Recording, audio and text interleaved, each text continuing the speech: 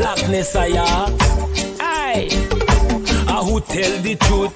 Mark Benskop, defend the ghetto youth. Mark Benskop, radio station is the fruit. Mark Benskop, straight up from the root. Mark Benskop, who tell the truth? Mark Benskop, defend the ghetto youth. Mark Benskop, radio station is the fruit. Mark Benskop, straight up from the root. Mark Benskop, I do it for the love, him not do it for no money. Straight up, him attack, educating everybody. Big up my friends and big up my family. Turn on the radio, catch the vibes, it's integrity. Straight up, Benskop stands for unity. One people, one nation, one destiny. Free up the truth in the air, even the blind can see. The deaf can hear, the dumb can talk, the cripple can walk. Boom. Who tell the truth? Mark Benskop, defend the ghetto youth. Mark Benskop, radio station is the fruit. Mark Benskop, straight up from the root. Mark Benskop, who tell the truth? Mark Benskop, defend the ghetto youth. Mark Benskop, radio station is the fruit. Mark Benskop, straight up from the root. Mark Benskop, we have to gather wrong, grab a seat and sit down, pay attention. Education, liberation, we have to stand strong. Benskop upon the radio, lively up the program. Everybody call somebody and let them turn and tune and pon the radio and catch the boom song. We boom it up already, we have to boom it up again. Expose and reveal him. Who tell the truth? Mark Benskop, defend the ghetto youth. Mark Benskop, radio station is the fruit. Mark Benskop, straight up from the root. Mark Benskop, who tell the truth? Mark Benskop, defend the ghetto youth. Mark Benskop, radio station is the fruit. Mark Benskop, straight up from the root. Mark Benskop, I do it for the love, him not do it for no money. Straight up, him attack, educating everybody. Big up my friends and big up my family. Turn on the radio, catch the vibes, it's integrity. Straight up, Benskop stands for unity. One people, one nation, one destiny. Free up the truth in the air, even the blind can see. The deaf can hear, the dumb can talk, the cripple can walk. Boom. Who tell the truth? Mark Benskop, defend the ghetto youth. Mark Benskop, radio station is the fruit. Mark Benskop, straight up from the root. Mark Benskop, who tell the truth? Mark Benskop, defend the ghetto youth. Mark Benskop, radio station is the fruit. Mark Benskop, straight up from the root. Mark Benskop.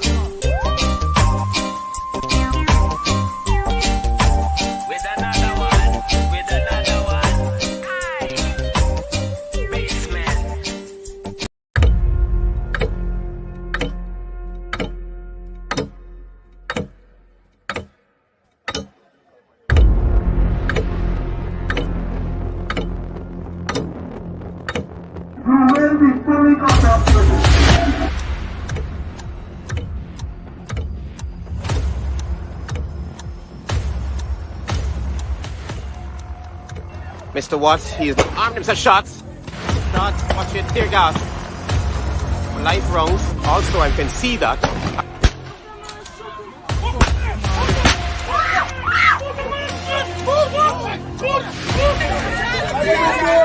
Just for Quentin! Everyone is a boxer, man. I like your put in the boxer, man, to do that.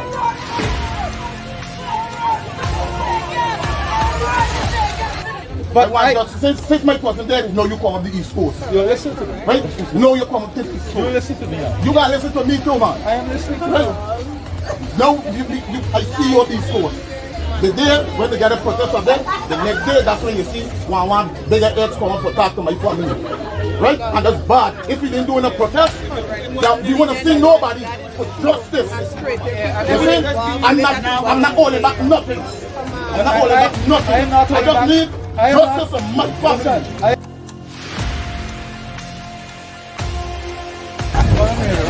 I get visitors all of a sudden. All of a sudden, you all have visitors. This is Joker. Who is that Joker? That piece of plum. They know who they did it with, you know.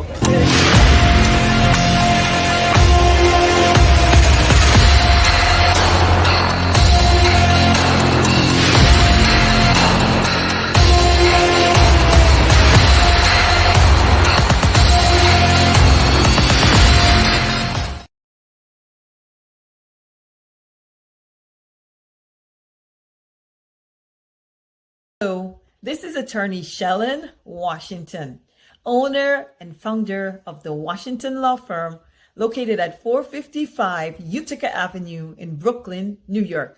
We're specialized in medical malpractice, personal injuries, matrimonial law, and landlord and tenant. If you're in need of legal representation, please give us a call today. The number to call is 718-877-3100. Consultation is free at no cost to you. So call us today to see if we can be of any assistance to your legal needs. Again, the phone number to call us is 718-877-3100.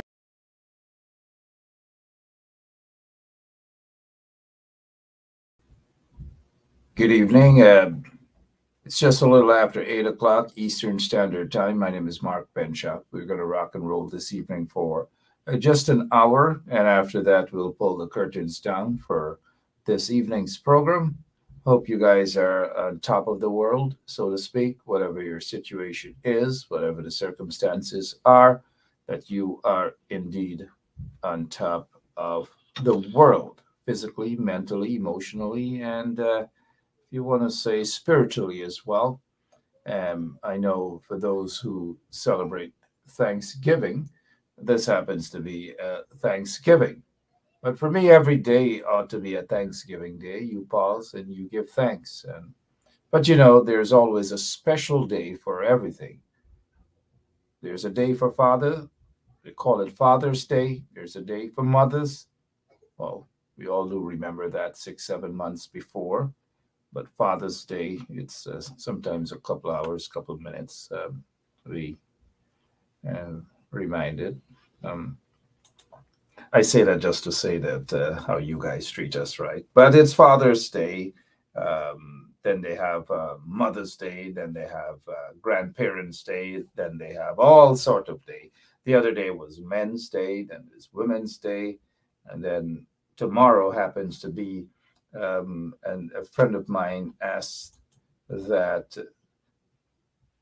if we as a people, and you know, we as a people, including all of our brothers and sisters in Queens, are part of a minority, Black people, even though some of our friends in Queens, good night to some of those guys in the basements and so forth who love to cuss and abuse people out. I'm not saying that being in a basement is bad. It's a bad thing. In fact, it's a good thing. You know, people start off somewhere in a basement, in an attic, in a little room. It doesn't matter. As long as you're comfortable and you call that home. Sorry about that. I don't want to get off cue before the operator get to me. Good evening to you, Lemon. And so I'm saying this because tomorrow happens to be Black Friday.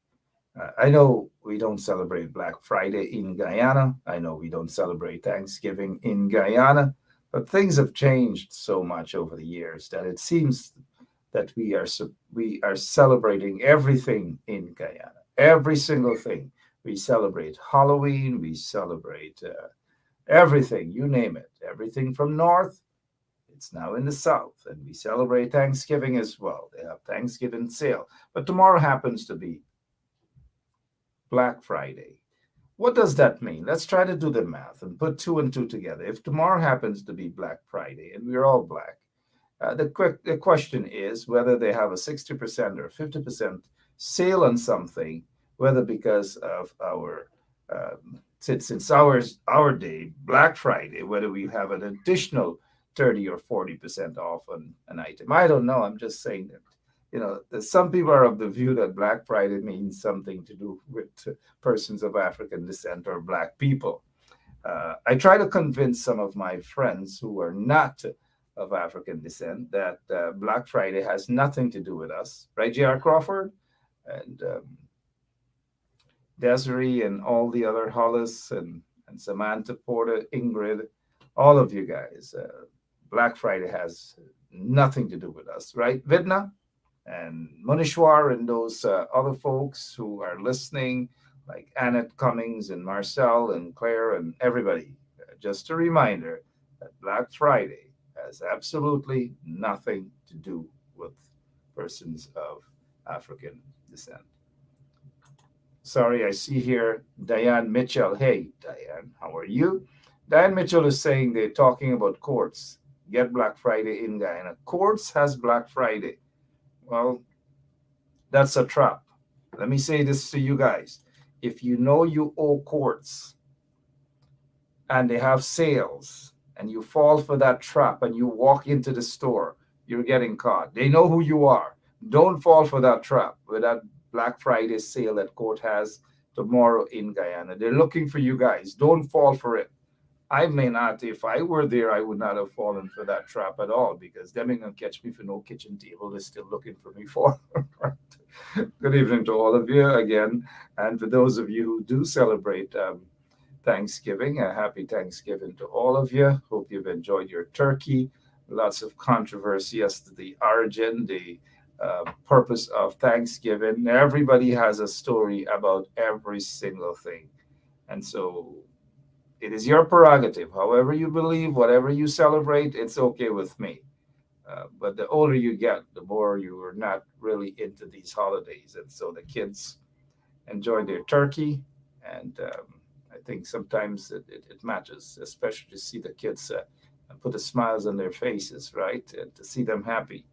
Christmas is around the corner. You don't want to tell them that Santa Claus doesn't really exist, right? And you don't even want to tell them that Christmas was maybe up until the late or the mid 1700s. Christmas was actually celebrated March 25th and not December 25th. So all these complications call for a long sit-down chat with the kids as to why Christmas was moved from March 25th to December 25th. But the story behind that is not biblical. I'm not even sure why it was changed, because March 25th was a change of the season, and it was celebrating the change of the season, March 25th. Lots of things we got to talk to the kids them about. But if they like Santa Claus and they believe that Santa Claus comes down a chimney and all manner of things, until they come to realize that that's not the case. It took me several years to realize that, maybe about 2 or 3 years ago. Good evening again to all of you. Let's begin with tonight's program. And thank you so much for sharing the link. As we get in, we're not going to start right off with that guy. We're going to start with this guy. Thank you, Lemon. This is Robeson Ben. Remember, you guys remember this fire at Ivleri, and then it burned down, suspicious fire, mind you. It burned down the OPR office, which is the Office of Police. Well, really, it is Office of Professional Responsibilities. Whenever police do anything wrong, that office investigates it. And at that time that the police OPR was burnt down flat, all the files disappeared was during the Boston investigation, where several policemen or men who were dressed as police, they walked in with their SWAT uniforms and they shot and killed a businessman in Essequibo. A few weeks thereafter, this police building was burnt. The OPR building was burnt. Part of the Director of Public Prosecution's office was burnt as well. They claimed that not a lot of files were damaged. Yep, sorry about that. So, and after the fire, well, before we get to the fire investigations, you guys recalled that Robeson Ben, that individual who sits there as quote unquote the Minister of Home Affairs, he said he blamed folks out in New York and, all manner of things he was saying. When the investigations concluded, the fire investigations and the police investigations concluded, it showed otherwise. That nobody jumped on a plane, nobody jumped on a banana boat, nobody jumped on a speedboat and headed to Guyana and did what Robeson Ben was alluding to. But we knew of the propaganda nature as to why he was doing that, to divert attention from the real culprits, the real PPP culprits. And I repeat, the real PPP culprits in burning that building down. They knew why they burned all those buildings down. The Brickdam Police Station, Ivlery, parts of Ivlery Police Compound, and the OPR building burnt down, and so forth. They knew exactly what they were doing. And so after the fire report came out, Robeson Ben back in November said, he's attempting to speak English, you know already how he is, right? To say that they're not going to publish this fire report. They have nothing to say about the fire report, but he may instruct the guy in the fire service to release that report. It is over a year now, ladies and gentlemen, and others. Over a year now since Robeson Ben made that statement, and not a word. The public doesn't get to hear what was the conclusion or what were some of their conclusions as to the cause of the fire. They want to hide that from the public. Robeson Ben should tell us. We shouldn't live in a country, or should not be in any country, where they talk about democracy, but they do not practice democracy. Taxpayers are paying the salaries, not Irfaan Ali, not Robeson Ben, but taxpayers are paying the salaries of all public servants. And to some extent, not even public servants, because we know that PPP take billions of your hard-earned tax dollars and give it to their friends and their cronies to run businesses and all manner of things. And so to this day, Robeson Ben and the PPP, they cannot reveal the findings. And we all know why they cannot. They are ashamed to release the findings. They went, as it pertains to the Brickdam Police Station, and they charged some little youth, whom I'm almost certain knows nothing about the fire that they claim that he admitted to at Brickdam Police Station. You guys remember the wire stretched sideways, turned back, and then push some sponge in, and then that's how the fire started. And we, as big people, we are supposed to believe that, as we say in Guyana, Jim Cockburn Ram Goat story. We're not going to believe it. And so every time these things happen, the PPP, without an investigation, they want to blame the guys in the opposition, the guys who support the coalition, or the guys who are anti-PPP. That's their first thing, to jump and blame without an investigation. They have done that on numerous occasions because that's what they do. They are a bunch of wicked creatures. So they don't want us to know about that investigation. I was just running through it again, and I just thought, hey, what the heck? Let me remind you guys what's happening. And while I remind you guys of things, the PNC General Secretary is still missing in action, isn't on the job. There's no explanation. She's not resigning. She just holds on to the position. She's also a member of parliament. I'm not sure whether I saw her at the last sitting or two sittings at the parliament where they passed that marijuana bill. The marijuana bill that's still incarcerated, that's still seeing people being locked up for a little piece of ganja. And I thought that Rasta man, that fake Rasta, said that the spoiler, I thought he said he got them on the heights. But anyways, let's stick to the script that Geeta Chandan Edmund is still not back on the job as General Secretary of the People's National Congress Reform. No other General Secretary disappeared for this long. No other General Secretary of the PNC or maybe any other political party in Guyana disappeared for that long. Now, this is more than suspicious. This smells like trouble ahead. It smells like trouble. And the faster the leader of the PNC, who happens to be the leader of the APNU, who happens to be the leader of the opposition, the faster he deals with this matter, the better for the people the members of the People's National Reform, and by extension, the coalition, because they need to prepare for elections. They need to be serious about political business. They need to stop pussyfooting around. They need to stop sugarcoating things and be realistic. That this lady doesn't serve the interest of the party, and neither is she serving the interest of the constituency, neither is she serving the interest of the supporters, the people who voted, and the people who support the coalition. It's time to get serious, Mr. Aubrey Norton. Aubrey Compton Norton. And if we were to take a poll, I am almost certain that the majority of you would agree that Geeta Chandan Edmond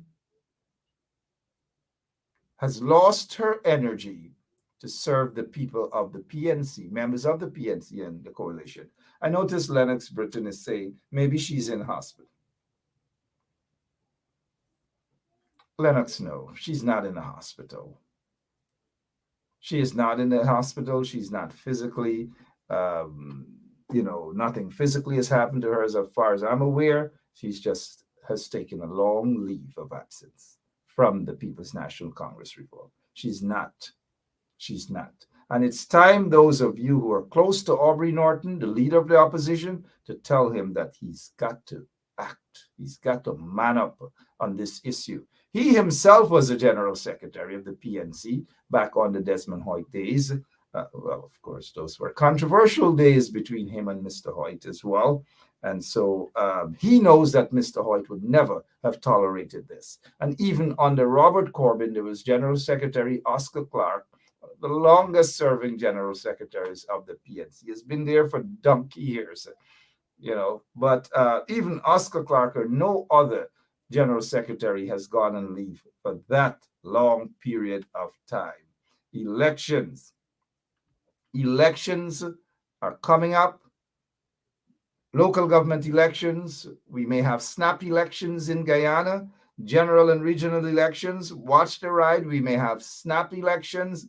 And these folks in the PNC and in the coalition should not set themselves up to be caught with their pants down, to be caught off guard, and then got to do catch up. A heck of a lot of catching up. Aubrey, act now. If you have to fire Geeta, don't make it look as though that if you fire her because of her ethnicity, people are going to say that, you've got to fire her. Stop this crap about ethnicity and what look right, and because of her ethnicity, you can't fire her right now. It's done. If she doesn't want to resign, tell her that's it.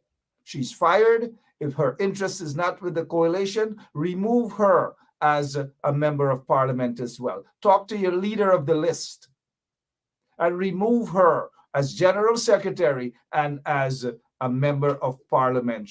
Her heart, her interest is no longer in the coalition politics. I'm done with that. Again, good evening for those of you who are now joining us, Good evening to you guys. And sometimes I start off mashing some corn, so to speak. Some are going to like it, some are not going to like, but that's okay. It's okay. Now, there's this other thing that I saw. And you notice I have no guests these days. I'm not really interested in having guests. And maybe tomorrow I'll chit-chat a little with J.R. Crawford and our other guest, that is, our other guest, Mr. Wayne Caesar. Maybe I'll have them on tomorrow. Yep. So let's see here. These guys now. From left is GCOM Commissioner Sis Gun Raj and PNCR Chair Sherwin Holder, and GCOM double controversial Commissioner Clement Rohi, who really serves no purpose, basically a low-level henchman, political henchman there for the PPP. Talks a bunch of crap all the time, writes a bunch of dotishness all the time. But let's not get off script. Let's get back here. It says the headline: GCOM to discuss voters list with APNU AFC next Tuesday. I repeat, GCOM to discuss voters list with APNU AFC next Tuesday. That meeting should have occurred Tuesday last. And for some reason or the other, the PNC guys are saying that they were unaware of the timing of the meeting, and that when they heard from the GCOM folks, it was just a couple hours when they received the Zoom link. Now, GCOM is saying that that is not true, that they sent notification way earlier than that, and it was signed by someone from the PNC's office. All these Jim Cockbrim Ram Goat story. Now, there's a reason why I am bringing this up. Let me tell you guys this here right off the bat. I don't know what the PNC's agenda is. 1 minute they're not going to partake in the LGE, which is local government elections, and now they are meeting. Well, they are set to meet with GCOM. And the outcome of this, and I want you guys to hear me clearly, the outcome of this meeting would be that the PNCR, and by extension the coalition, maybe minus the AFC because they play a lot of games, they will partake in the local government elections. Watch out for that news. Watch out for Aubrey Norton saying that they have met with GCOM officials, that they have met with GCOM commissioner and y'all good friend Claudette Singh, whom I haven't forgotten about, mind you. I know she's peeping us, but I haven't forgotten about her. I still got some other stuff to release, and in due time, I will release that. But the APNU AFC will say that they are satisfied to some extent based on the explanation, and they were given an opportunity to review X, Y, and Z, and watch out for them saying they will participate in the local government elections. And story done. That's it. What else can you do? What else can we say, right? It's done with. Just watch for that. So the PNCR will participate, and I'm saying this right here, right now on this show, on the 24th day of November 2022, that we will hear from the PNCR's leader that they will participate in the local government elections, that they are satisfied to some extent with the explanation given but about the list. That's a trap. If they agree with that list, then it's a trap. So if they agree with that, just watch. There is a high possibility, and the PNC may very well walk into that trap. If they agree to this list, and I hope to God they don't, because they will be going against majority of their supporters if they agree with this bloated list. Now, if they agree to the list, watch out for snap elections. Just watch out. The PPP won snap elections badly, and the evidence is clear. It's crystal clear, staring us in the face. Speaking of, sorry about that. We don't really want that. Let's get to this guy here. And since we are on the subject of elections, this guy, you could say he's Caucasian. It's okay. You say people are African people. You can say he's Caucasian. His name is, he goes by the name Bill Cotton. Bill Cotton, don't be fooled. Not because he's Caucasian. Don't be fooled. He's Guyanese. He's Guyanese, yes. White guy. Yeah, that's okay. Guyanese come in all different colors and forms. It's all right. Bill Cotton, that's his name. Bill Cotton lives in Britain or the UK. He has been living in the UK probably way before I was born, sorry. Before a lot of you guys were born. He was born in Guyana. And he reminds us about that. He says, Mark, I'm Guyanese.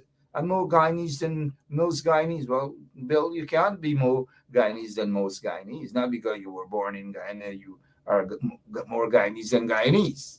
But anyways, this is the point. This is what Bill Cotton Sorry about that. I'm going to that AFC story. We're going to get to that, Lemon. We will get to that. So this is the story I want to talk about. By Bill Cotton, who wrote a letter, and part of the letter says, and I want you guys to understand the thinking of these guys. Let's get straight into his head.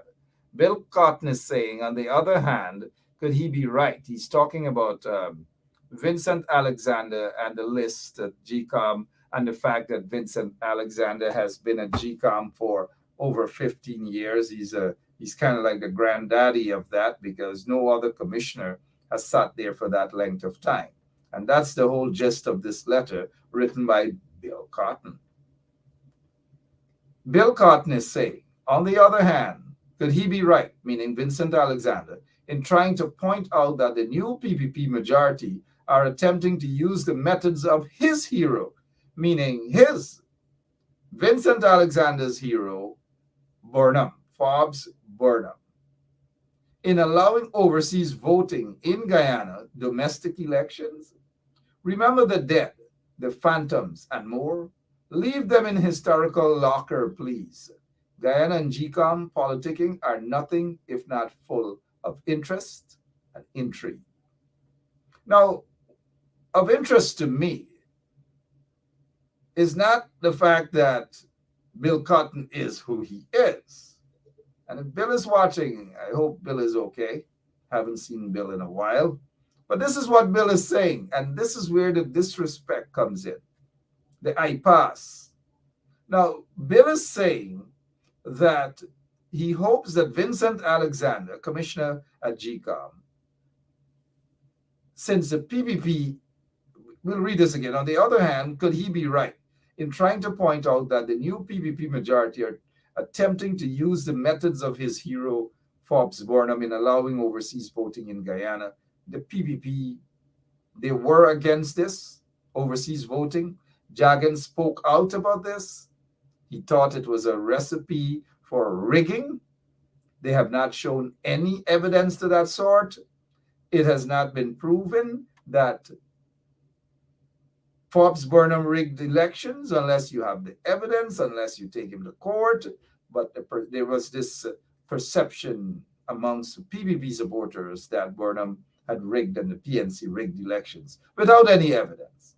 Now, if Bill Cotton, and the reason why I'm bringing this up, if Bill was serious about rigged elections, if Bill was serious about phantom voters, if Bill was serious about dead voters, and all these other things, he didn't have to take his net, his hook, and throw it all the way back into the PNC days with Burnham. He didn't have to do that. All he needed to do was stick to current events, stick to modern day time under the PPP. Under the PPP, had he done that, then Bill would have been able to see all these things. Dead voters, thousands of absent voters, 150 stuffed ballot boxes, 47 ballot boxes without documents, 1,278 missing oaths of identity, and all manner of skullduggery. Then it was the returning officer of Region 1, I believe, or maybe Region 2. I think his name is Adams. I could be wrong. That took over a month or 2 months before he submitted his documents. And when he submitted those documents that belonged to GCOM, the Elections Day documents, guess what? Some of them were tampered with, I believe. Don't quote me on that. A lot of them were missing. All of these things, Bill Cotton, all of these things, Bill Cotton, didn't happen today or during the 2020 elections because of Burnham. Burnham is not around. Burnham has been gone for almost 30 years. Burnham has died. He's gone. He's no longer. And so when you're talking about rigged elections, which was the perception back then, with all fairness, talk about real corruption, real rigged elections under the PPP regime, Mr. Bill Cotton. In 2006, the PPP attempted, well, they rigged, they stole a seat from the AFC in Region 10. Sam Hines sat in that seat for 5+ years and pretended. These guys in the PPP have no shame. So, Bill Cotton, when you want to talk about rigged elections, when you want to talk about electoral malpractices, please include the PPP. Leave Burnham out, because the PPP leaders are notorious riggers, electoral fraudsters.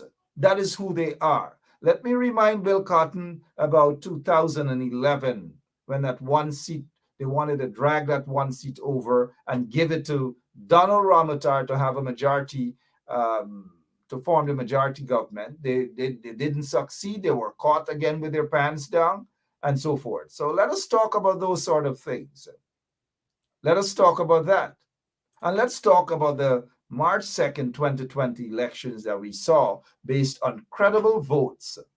Based on the credible votes, 33 seats for the coalition, 31 seats for the PPPC, and 1 seat for small parties. This is as a result of credible votes. Credible votes, Mr. Cotton. Credible votes. So sometimes, you got to put these people in check when they get out of their comfort zone and they attempt to write and give people this impression, people who don't know otherwise, is as though, wow, all those things Burnham did. And they're not going to talk about all these things happened in 2022. Quarter of these things never happened under Burnham or the PNC during Burnham time. Half of these things never happened. But they're not going to want to talk about these things. No. They're not going to want to talk about police stations being burnt down, maybe by drug lords or money launderers or gold smugglers, because, almost all of those individuals who are drug lords and money launderers and gold smugglers are in bed with the PPP. The PPP support those notorious individuals, but nobody's going to talk about those sort of things. Nobody's going to talk about the fact that hundreds of people have been slaughtered under the PPP. Nobody's going to talk about the fact that a sitting minister was assassinated along with his security guard and other members within his family circle, I believe 2 or 3 others. And the fact that Jack Dale and the PPP refused to have an investigation into what really transpired, into the death, the assassination of Satyajit Saw, of whom was popular at that time, and it is said that Jack Dale was becoming concerned with Satyajit Saw because of his popularity. He was slaughtered. Maybe the PPP knows the truth. That is why of all the other crimes they love to talk about, they never want to discuss Sat Saw, the former Minister of Agriculture who was slaughtered. They're not going to talk. Jack Dale doesn't want to talk about it. In fact, the brother and other family members of Satyajit Saw a few years reached out to me and say, hey, they're not getting justice. And this was under the PPP regime. They were crying, and rightly so, and complaining that they were not getting justice at all. The PPP wanted to cover it up. They have covered it up. They don't give a damn about any investigations because they know exactly where the investigation would lead to. And when you see the PPPs running from an investigation, understand why. Or when they run out of an area that has overall jurisdiction in any investigations and they start their own COI, understand why as well. And let me give you another example, the elections petitions. They don't want the elections petitions to be heard in the court. Which other place, where else should we have the elections petitions to be heard? And so they continue to block the elections petitions from being heard for obvious reason. And so they step out of the real arena that we can legally hear what transpired in the general and regional elections. They stepped away from the courts and they want to form, and they have formed, their own COI for their own purpose to design an outcome that suits their agenda, into throwing the blame on the coalition. Notice they've had a bunch of lagu bagus who appeared and just basically he said, she said. Jonathan Yearwood, the other set of lagu bagus turned up, and it's bare dotishness they're talking. If it's not Thomas, who by the way is a lagu bagu too, right? The lagu bagus turned up. And all they said was Jim Cockburn Ramgood's story. And that is what the PPP expects. They expect people to say, oh, something sinister happened. Of course, something sinister happened. But the sinners are the PPP folks who allowed those sort of rigging to take place. But I believe this person, Miss Roxanne Myers, who was being persecuted along with Mr. Mingo and Mr. Lowenfield. But Miss Roxanne Myers is scheduled to appear in front of the Kangaroo Commission. She is scheduled to appear. And here is where the problem lies. She has been charged, trumped up charges leveled against her, as we all know. Trumped up charges. The prosecutors are not taking any evidence to court. They don't want to start the trial. They don't want to start anything because of the fact that the charges are trumped up. Nobody's calling for justice for these folks. These people are being persecuted by the PPP vagabonds, the crooks, the electoral fraudsters in the PPP. Nobody's saying that these individuals, that the prosecutors have no evidence against them. None whatsoever. And so now they're taking Roxanne Myers out of the courtroom where she needs justice. And it will be proven to the world that she, along with the others, Mingo and Lowenfield, are innocent of charge. Innocent. It's the same way they're playing football, kangaroo kind of court system with Trevor Benn as well. You know, Trevor was the head of the Lands and Surveys. He was the CEO. They're persecuting him. But each time Mr. Ben goes to court, Trevor Ben, who, by the way, celebrated his birth anniversary the other day, belated birthday greetings to Trevor Ben. But every time Trevor Ben goes to court, nothing comes out of it. They keep putting it off. The magistrate wants to recuse herself from the matter. The matter reached to the chief magistrate, Miss McLennan. Miss McLennan said, no, there's no grounds for her to recuse herself. Throw it back to the magistrate to hear the matter with Trevor Ben. So that's the sort of kicking around sort of injustice, for the injustice against Trevor Ben and even Mingo, Lowenfield, and Roxanne Myers, and of course others who are part of this persecution of some dotish electoral malpractice, that there's no evidence. And that's what's happening. But nobody's reporting much about these things, and these people have to suffer the consequences. And for the most part, what we are seeing is that there is no evidence pointing in the direction of these people that they should be charged. But getting back to Roxanne Myers, they don't want her to have a trial.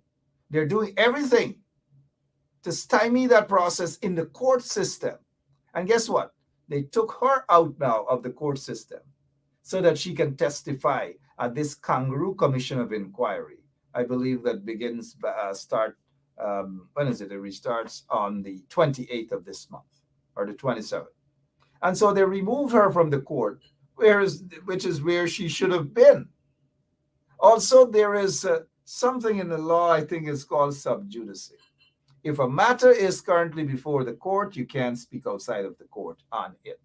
But yet this woman, Roxanne Myers, is allowed to step outside of the court to go in another jurisdiction that has nothing other than political propaganda purpose for her to testify. Okay, if it is legally okay for her to go, even though I know it's not. She should not be tried in another courtroom. This COI is an actual courtroom, albeit they have no powers. They're just there to fact-finding mission. And so Roxanne is going to be there, I think. But before she goes there, she wants to be assured that her lawyers can cross-examine the individuals who have accused her of whatever they've accused her. And I agree with that position, that anyone who is being accused of anything at the Commission of Inquiry should be allowed to cross-examine the person who is accusing the individual. They need to have that individual back there. Send them back there so that they can be cross-examined. Send Thomas, the former commander, and who I was told didn't do what he was supposed to do, but I was told a lot of other things that I prefer not to say right now. But Roxanne Myers should be allowed to have, in fact, I don't think she should have participated in that COI, but if she's going to be there, her lawyers should cross-examine the Lagu-Bagus who went there and said whatever they said about her. So we're going to see how this is going to play out. It is pretty obvious that they're not going to want her lawyers to question those vagabonds who testified against her or who said whatever they said against her. And I hope, with all fairness, that the Commission of Inquiry, those guys who are sitting there, would allow the lawyers to cross-examine those individuals who said whatever they said to accuse Miss Roxanne Myers. But here is a test for this Commission of Inquiry. If they don't allow her lawyers to cross-examine, it simply means they are not interested in the truth. They're just interested in propaganda. That's all. But we'll see how that plays out. We have some other things to discuss, and we will move on to those other things. No lemon. It doesn't have anything to do with the acting chancellor, the acting chief justice, or whatever. It is what it is. These people are not going to, the PVP, they're not going to do anything, even though they have promised to do something. But because these two are who they are more uncomfortable with acting chancellor of the judiciary, Janet Cummings. They're uncomfortable with her. They want to remove her. Their preference is Rishi Prasad. Rishi Prasad is their preference for that position. Now, you guys heard a tourist. The boat capsized. He drowned. Then you heard a policeman recently also drowned. An NYPD officer from out there in Brooklyn drowned out in Guyana.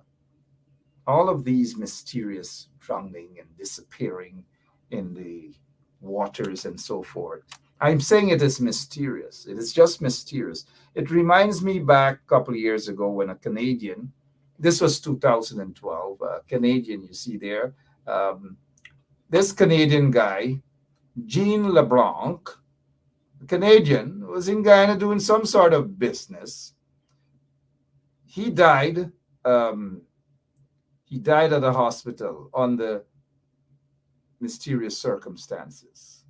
He died at the Georgetown Public Hospital. And it says here, back in 2012, when I made this post, PVP regime finally surrendered the murdered Canadian Jean LeBlanc's body after Canadian officials were contacted by several reporters in the US and Canada. His immediate relatives are considering a second autopsy to determine the actual cause of death. Now, he was doing business in Guyana. He died under mysterious circumstances. The PVP back then refused to hand his body over to Canadian authority, refused to do that. Family members were suspicious of this guy's death. And now this guy out in Canada wasn't an angel, but he was in Guyana doing business. And he died mysteriously. And the PVP then, they were reluctant to hand his body over to the authorities. Why were they reluctant? Who were they shielding? Who exactly were they protecting? And what sort of business was this guy doing in Guyana. Now, the NYPD officer, I know his family, I know his mom, and clear condolences. Condolences to Claire. I've known his mom for many, many years, and I can just imagine how she's feeling because it is not easy to lose a loved one, but it's also not easy to lose a child. But those of us who have had that experience, we understand. We know what it's like. And I know what Claire is going through when she lost her son, who was an officer of the NYPD, the New York Police Department. And so I'm mentioning that because all these suspicious drowning now, and I brought up this Canadian death, all these suspicious deaths right now. Then we've had another tourist who drowned the other day. His body was recovered either yesterday or today. Mysterious. For me, I'm looking at there seemed to be this mystery in these individuals who are going to Guyana and they're just dying mysteriously. Boat capsized, they're drowned, they can't swim, and all that. I mean, that could very well be the case. I don't know, but I'm going with what happens when the PPP, when they're in office, and we can't just rule out foul play with some of these deaths. We just cannot, especially under the PPP. We cannot rule out that. Now, there are other things that I want us to talk about as well. Since we're still on the police radar, we might as well stick on the police radar. Drunk driver charged for assaulting cop. Now, there's something I want to say about this here. And it's not just that he has been fined maybe 10,000, 7,001, 3 charges or 4 charges leveled against him. But my issue is with something else. And I want you guys to hear me out on this. We can agree to disagree. Now, this is the drunk man. By the way, the drunk man, let me say to you guys, just in case you guys don't know which one is the drunk man. The drunk man is not the guy in the police uniform. The drunk guy is the guy that they're holding back, whatever it is that they're doing. And the drunk man is allegedly or has allegedly assaulted the police. The police stop for a moment to take a quick picture, smile, while all of this is going on. You know, were I a lawyer, this picture here would have caused my client to win his case. Because drunk men, especially in Guyana, they're a different breed of drunk men, right? They're a different breed of drunk men. Not all drunk men are stupid, you know, that they don't know what they're doing. If you think I'm lying, watch when a drunk man walking past a cemetery. He gets sober real fast until he passed that cemetery. All right, that's just a little something for you guys, a fact that some of you may not be aware of. But drunk men, I know a lot about drunk men, right? Not from personal experience, but I know a lot about drunk men. But take a look at this picture. The man supposedly assaulting them. And he stopped now to take a photograph. Hey, you get a picture? Smile. And he's smiling. This here to me suggests that, okay, the guy may have been drunk, yes. And this suggests that they were provoking the drunk man. We know how the police operate, you know, in Guyana. Not all of the police. So I'm not painting all of you policemen and women with the same brush. We know there are lots of good ones. But this evidence for me, this here for me, suggests that they were provoking this guy. They were teasing him. They were doing all sorts of things to him, right? Probably pull his pants up, probably squeeze his butt, all manner of things they were doing to him. We can't run away from that.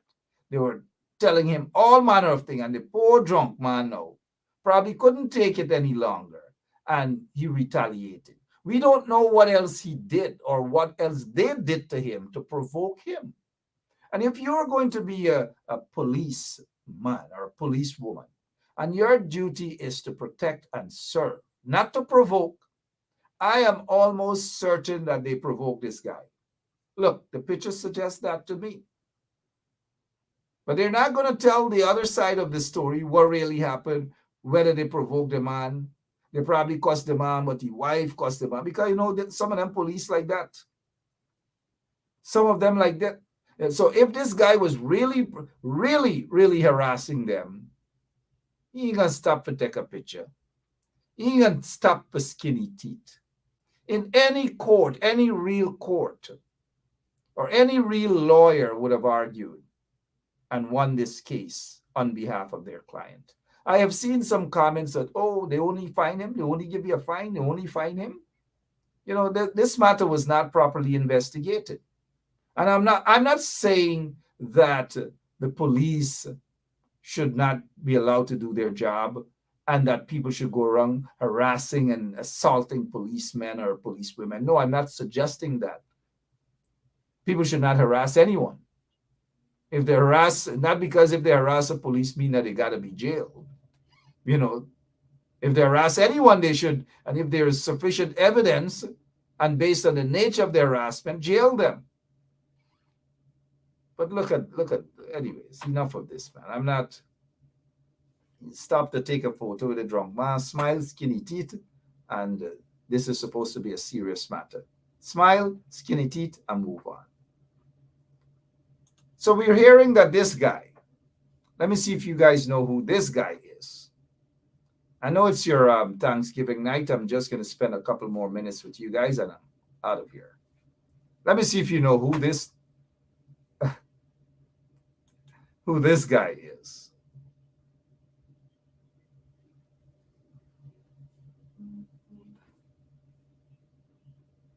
I'm not sure. Do you guys know who this guy is? Well, Savitri is always in front. Come on, Savitri, come in front of the class. But let's get back to this here first, right? Again, if people assault a police officer, then they should be charged. Look, I know of situations personally that police jump out and they say you assault them. They assault you, they do all sorts of things to you, and then when you retaliate, they dig the charge on you. You must stand up there and take all your beating, take all your insults, take all your assault, and stand up there. It's human nature. Again, they're not going to tell us what they may have done to this guy. And I am holding on to this evidence, this smiling. They knew what they were up to. And I wish that I could cross-examine them to ask them to explain explain this position. They knew what they were doing. And in the process of doing it, they were skinning their teeth. They were making a mockery of the situation. They were mocking the guy. They were provoking the guy and all manner of things.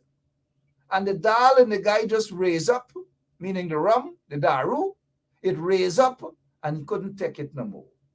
He couldn't take it. You know, like that song, Lord, me can't take it no more. Well, that's what happened. They were mocking this guy. I don't feel sorry for them. They were mocking this guy.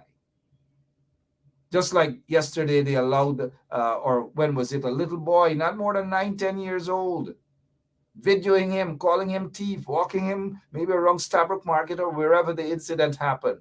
The police should not allow those things to happen. They should have covered that little boy's face, put him into a vehicle almost immediately, and deal with the matter. Call his parents. He should not have been paraded like that. And for those of you guys who missed what I'm talking about with the little boy, this is the matter that I'm talking about. Let me call my brother. No, that's not the matter that I'm talking about. Sorry about that. That's the matter with that that thing that displays himself as a journalist or whatever in Guyana. I'm talking about this matter. We'll get to that shortly so that you guys can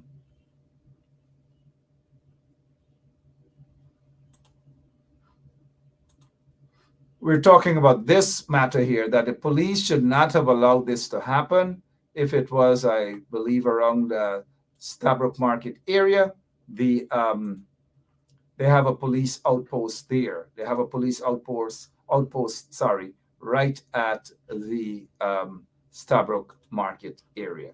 And this is what I'm talking about. And you know, the police, they have mishandled this situation as well.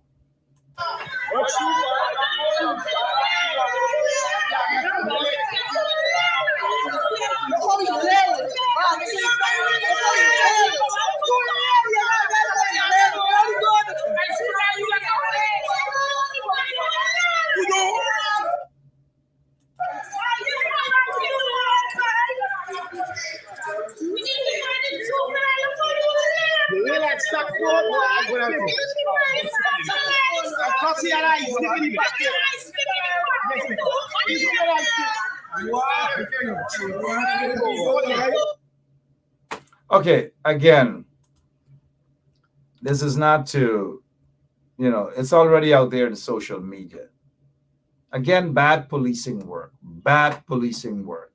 From the inception, when they found out that youngster, that's a little boy, he's a baby. 9, I don't care what, he's a baby. This is not, again, to justify what has happened. And a knife or a joker in his pocket is not sufficient evidence to even point and saying that this, we already know what is happening. We're adults. Come on, we're parents. We know what is happening. This is not to condone what has happened or allegedly happened, but that's a little boy. It's a little baby, 9 or 10 years old. The first thing the police should have done, they should have been able to right away cover the face of that little boy. Evangeline Reese is saying that someone said that he's 8 years old. The first thing the police should have done, the arresting officer, was to put something over his head, cover him, and to stop the individuals, to ask them to stop videoing. They couldn't arrest or anything. People can video. But those adults who are videoing, are also part of the problem. He's a little boy, an 8 or 9-year-old boy, little boy. Police have to know how to handle situations differently. They have to do it that way. If that boy had belonged to, let's say, a rich family, they would not have done that. They would have done everything to shield that little boy. And some of you may say that if a rich boy family would not have been doing, fair enough, but rich people, kids do lots of other things, and the police shield them from those sort of things too. But again, the way the police handle that matter, it should not have been handled that way at all, period.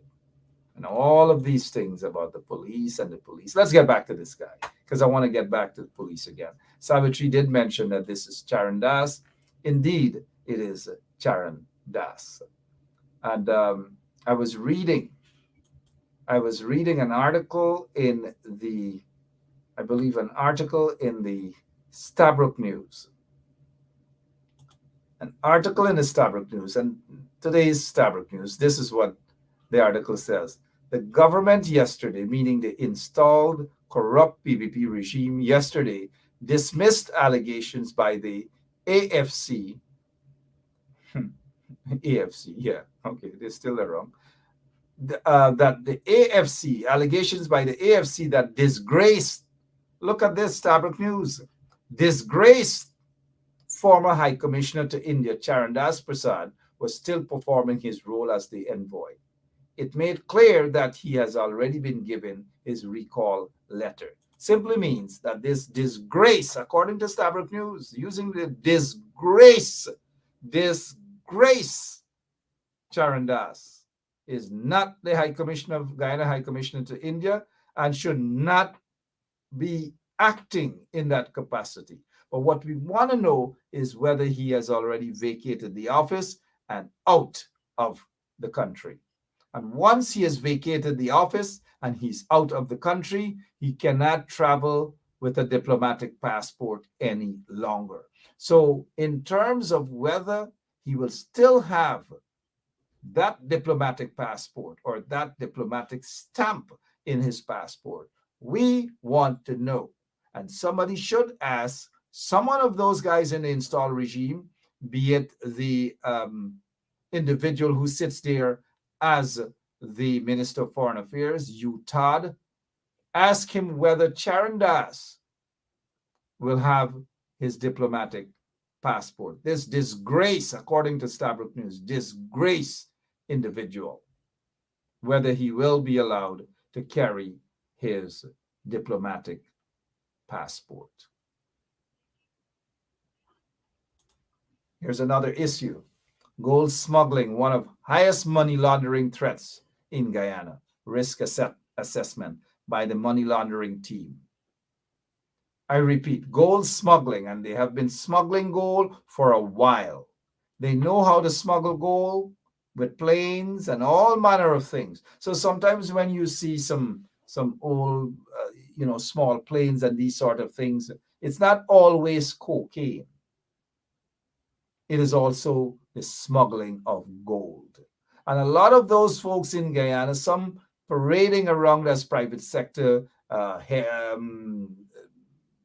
members of the private sector, and all these manner of things, and people who are big gold dealers and all these things. Gold smuggling is a big business.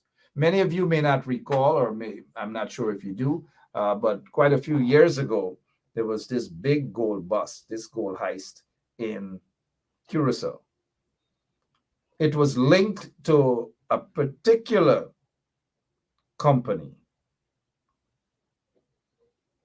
I'm not going to call the name of that company because I don't want you guys to know as yet. But allegations were leveled against that company located on Lombard Street. If you know, you know. The then Minister of Agriculture, Robert Prasad, promised an investigation, promised to get involved. The guys who were caught on this boat smuggling the gold to Curacao were detained by the police in Curacao. I spoke to a couple of the police officers there, and whatever information was given, it was given. But the captain of the boat and others were afraid to return to Guyana because they claimed that they would be tortured. I'm not sure if all of them returned, but the FBI got involved, and it wasn't until earlier this year or late last year, someone out in Miami was actually convicted for gold being smuggled from Guyana to Curacao, and from Curacao, the destination was to the United States of America. But they got caught, the FBI got involved. And that's all I wish to say, but going back to this article here, gold smuggling, one of highest money laundering threats in Guyana. It is nothing new. That is why there could possibly be, and mind you, could possibly be indictments for individuals, sealed indictments, not just for money laundering, but for gold smuggling and other stuff. In an Eastern District Court in the United States, about 4 or 5 persons, including a bank, is supposedly on the radar for money laundering. 5 names, including a bank. 5. So don't let people jump up and try to give you this impression that they're all angels, mind you. But we'll talk about that some other time. Whew. What a night, right? We're looking at the time. Let's deal with this before we go. Irfaan Ali announces salary adjustments for discipline services. As you know, the history of the PPP is they never have any respect for the joint services, the discipline services. They never have any respect for Army, GDF, people who are part of the Guyana Defense Force. They call them all sorts of names, all kind of things they say about these people. And then suddenly, right after the 8% crumbs that was announced recently, they're now saying that the salary adjustment for members of the discipline services, salary adjustment, a little $20 raise here, a $20 raise there, and so forth and so on. That is what's happening. But the crumbs that they're talking about, police officers are making 400, 500 US dollars per month, a police officer. This explains why a lot of the senior ones, them, forget about the junior ranks, they do the little hustling too. Not all, mind you. I'm not painting all with the same brush. But a lot of the senior ranks wouldn't live on 700 or 800 US per month. They wouldn't live on that. How does that explain their SUVs? Some of them get 2, 3, 4 SUVs, fancy cars. Some of them get 2, 3 big houses.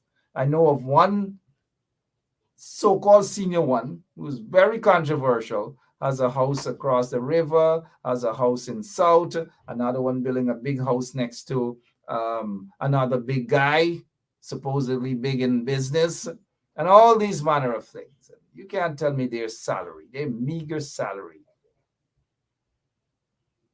can have them doing these sort of, living that sort of lavish lifestyle. So whatever Irfaan Ali is saying that he has announced, it doesn't do much. It's just basically crumbs, because they're still making crumbs.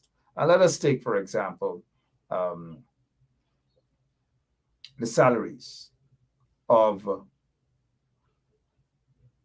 police officers and their allowances and so forth and so on. It says here, from July 2009, the academy. In the academy, you just out of the academy, 43,000 US. 43,000 US, way more than these guys. You're out 46,028. Your first year and a half on the job, 48,000. Your second year on the job, 53,000. I believe this is the NYPD, 53,000. Your 3.5 years on the job, 58,000. 4.5 years on the job, 62,000, and so forth. Over 5 years, almost 100,000 per month, per year, sorry. 100,000. And let's say, for example, a 69,000, what is it that they're bringing home? Over $1 million Guyana dollars, over 1 million Guyana dollars. And the ordinary ranks in Guyana are bringing in just about $100,000, 450 US dollars per month, 450 US dollars per month.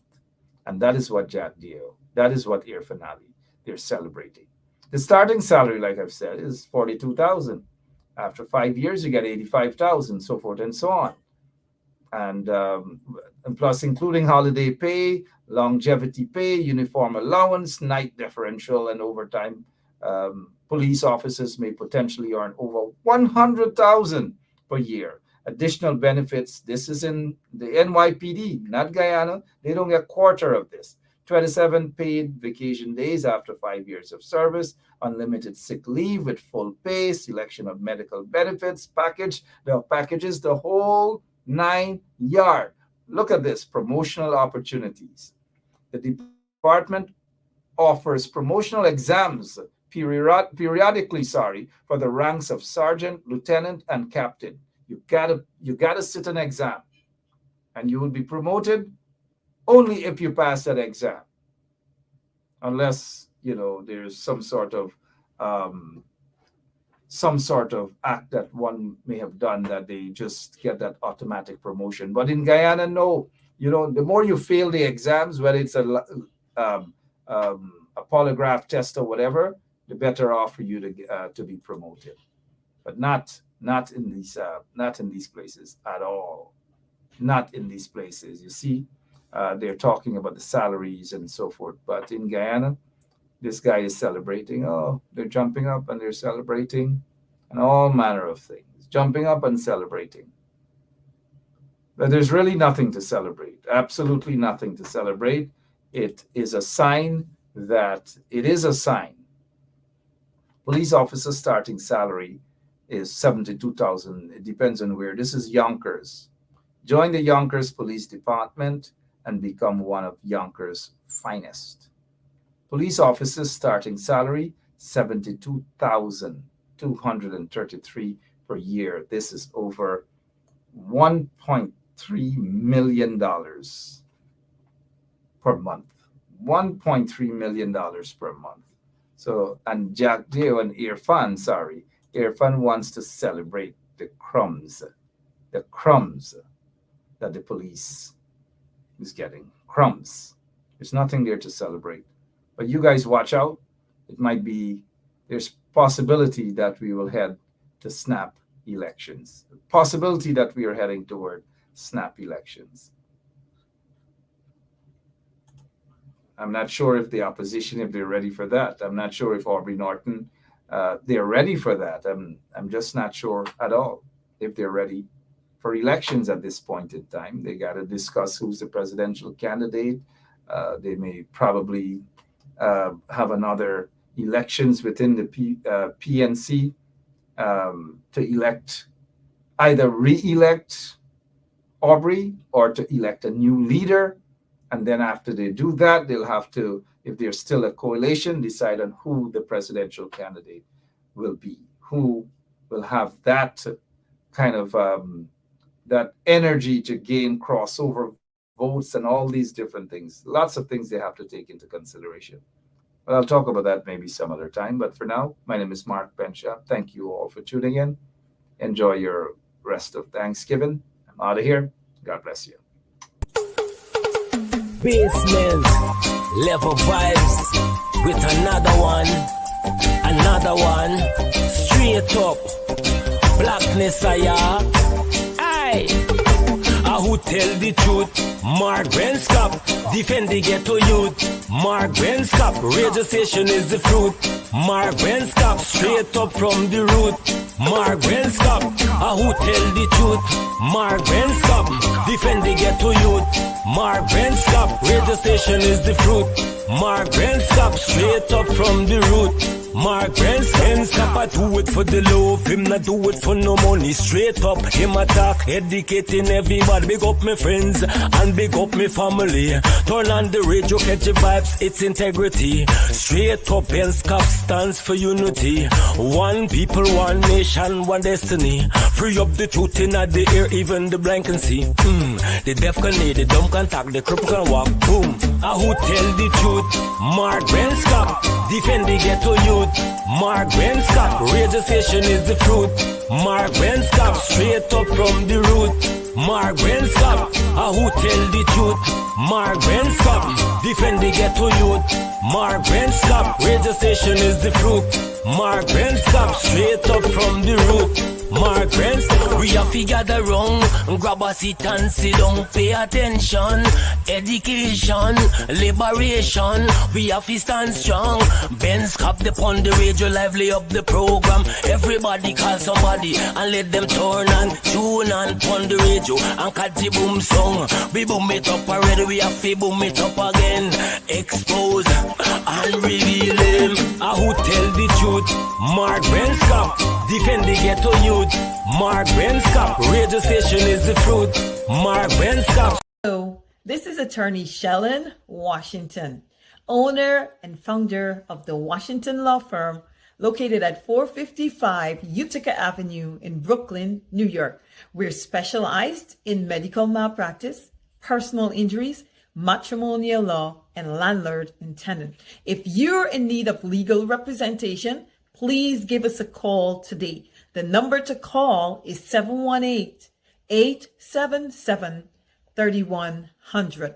Consultation is free at no cost to you. So call us today to see if we can be of any assistance to your legal needs. Again, the phone number to call us is 718-877-3100.